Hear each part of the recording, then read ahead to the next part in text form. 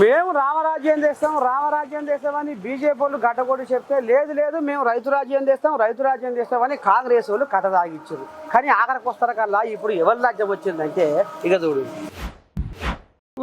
కాంగ్రెస్ ప్రభుత్వం వస్తే రైతు రాజ్యం వస్తుందని ఆడంగా ఈడంగా భవిష్యత్తు కానీ పాడైపోను గారా. ఆఖరికి వస్తారు కల్లా ఆడోళ్ళ రాజ్యమే వచ్చిందని అనుకుంటారుగా. ఈ నోట ఆ నోట ఇక మరి ఏముందుల్లా ఆడక్కలు నీ దండం పెడితే బస్సులలోనే బువ్వ తింటుర్రాట, బస్సులలోనే పనులు తోముకుంటుర్రాట, బస్సులలోనే మొహం కడుక్కుంటుర్రాట. అన్ని పనులు బస్సులలోనే చేసుకుంటుర్రాట. వాళ్ళ తీర్థయాత్రలు, వాళ్ళ తిరుగుడు, వాళ్ళ కథ, వాళ్ళ కార్ఖానా ఇగో ఈ రకంగా మోతమవుతుందిలా తెలంగాణలో ఆడక్కల భాగవతము.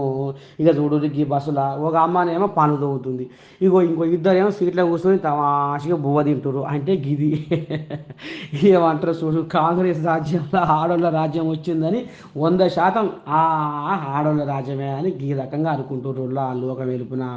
కానీ ఏది ఏమైనా రేవంతమే సర్కారు మాత్రం ఈ రకంగా ఆడోళ్ళ రాజ్యం తెచ్చినందుకు భలే. ఇక మరి ఆయనకు పాలాభిషేకం చేయాలన్నా, పుష్పాభిషేకం చేయాలన్నా, ఏ అభిషేకం చేయాలనో ఏ కథ ఓ దిక్కుగా ఆడోళ్ళు దండాడుతుంటే, మొగోళ్ళు మాత్రము మా పెళ్ళారు మా మాట వినకుండా అయిపోయారు. ఏమంట ఈ కాంగ్రెస్ ప్రభుత్వం వచ్చిందో, ఫ్రీ బస్సు ఏమంట పెట్టిందో, అటు ఆర్టీసీ గుల్లా ఇటు మా సంసారాలు గుల్లా అని మొగోళ్ళు రోడ్లెక్కే కాడికి వచ్చిందుల్లా కథ.